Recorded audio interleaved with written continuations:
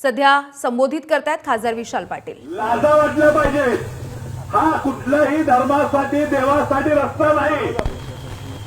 पंढरपूरच्या विठ्ठलापासून 100 किलोमीटर लांब नेला रस्ता आता तुळजापूरपासून लांब नेला। हा रस्ता देवासाठी नाही आहे। आज आपला आज मोर्चा निघाला, आज तिथं दुसरा हिंदू मुस्लिम पण मोर्चा निघाला। यांचं फक्त धर्माचं नाव जातीचं नाव करून राजकारण करायचं आहे।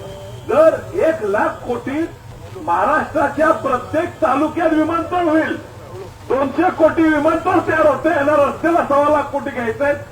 फिरू देत, आमच्या जमिनी आमच्याकडे राहू दे। विमानाने आम्ही शेतकरी देवाला जायला तयार आहे। आमच्या जमिनीकडे पुन्हा डोळे उडून सुद्धा टाकून सुद्धा बघायचं नाही।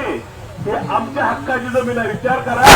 शेतकरी स्वतः आधी जमिनी दिल्या, अदानी बांधायला, अदानीला कारखाना बांधायला। आता आमच्या जमिनीवर या शेती सोडली, आपल्याला फक्त त्यांच्याकडे मजुरीला जायला लागेल। एवढ्या मोठ्या संख्येत महिला आलेत, चुकून आमचं कसं असते, पुरुषाचं जरा गोंधळ असतो। त्यामुळे तुम्ही ठाम राहिला तर आपल्या जमिनी राहतील। तुम्ही या आंदोलनात आलाय म्हणून आम्ही एवढं धाडसाने या ठिकाणी तुमच्या पाठीशी आहे, एवढंच मी सांगतो। आणि आता मी विनंती करतो की मान्य